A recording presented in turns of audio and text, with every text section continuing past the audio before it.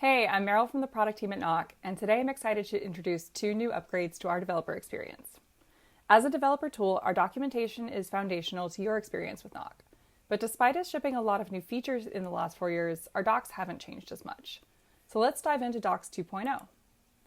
The first thing you'll see is that we've reorganized our content into a new tabbed navigation. This should make it easier for you to find the content you're looking for based on what you're building. We've also rebuilt our in-app UI section so that you can select the front-end platform you're working with, whether that's web or mobile, and see which components are available. You can also access tailored references and guides for each section. We also refreshed our API and management API reference sections. We've added rich new types to make it easier to understand requests and responses using auto-generated blocks from our OpenAPI spec. And finally, we moved our documentation to our component system, Telegraph, which is our own internal design system, so it matches the look and feel of our dashboard.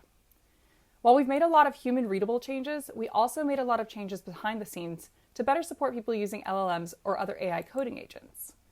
Our docs now have full support for llms.txt as well as other features geared toward agents. So our second big upgrade is around our SDKs.